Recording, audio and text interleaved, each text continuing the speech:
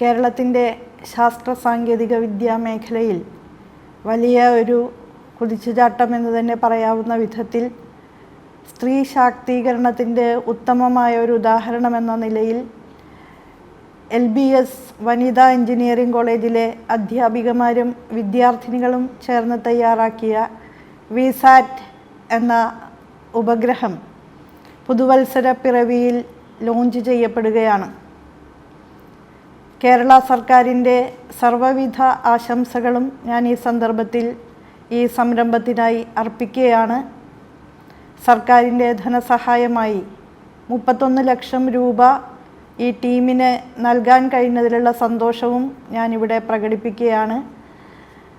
ഈ ടീമിന് നേതൃത്വം നൽകുന്ന ശ്രീമതി ലിസി എബ്രഹാമിൻ്റെ നേതൃത്വത്തിലുള്ള സമർത്ഥമായ കൂട്ടായ്മ തീർച്ചയായും പ്രത്യേക പരാമർശവും അഭിനന്ദനങ്ങളും അർഹിക്കുന്നു.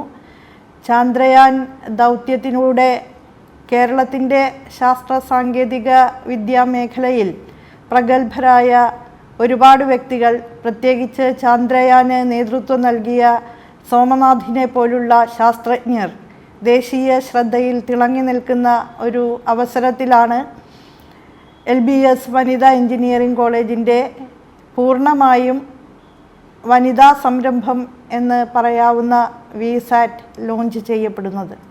രാജ്യത്തെ ആദ്യത്തെ വനിതാ ഉപഗ്രഹവും കേരളത്തിലെ ആദ്യത്തെ വിദ്യാർത്ഥി ഉപഗ്രഹവും എന്ന നിലയിലുള്ള സവിശേഷതകൾ LBS വനിതാ കോളേജിലെ ടീം തയ്യാറാക്കിയ വിമൻ എഞ്ചിനീയർഡ് സാറ്റലൈറ്റ് അഥവാ VSAT എന്ന ഉപഗ്രഹത്തിനുണ്ട്. പുതുവത്സര പിറവിയിൽ രാവിലെ 9:10 കേരളത്തെയും കേരളത്തിൻ്റെ ശാസ്ത്ര സാങ്കേതിക വിദ്യയെയും ഉയരങ്ങളിലേക്ക് എത്തിച്ചുകൊണ്ട് VSAT അതിൻ്റെ ബഹിരാകാശ യാത്ര ആരംഭിക്കുകയാണ്. ഇന്ത്യയുടെ 60ാമത് PSLV ദൗത്യത്തെ അടയാളപ്പെടുത്തുന്നതായിരിക്കും ഈ ലോഞ്ചിങ്. PSLV C-58ൻ്റെ ഭാഗമായിട്ടാണ് ഈ വനിതാ സാറ്റലൈറ്റ് ലോഞ്ച് ചെയ്യപ്പെടുക.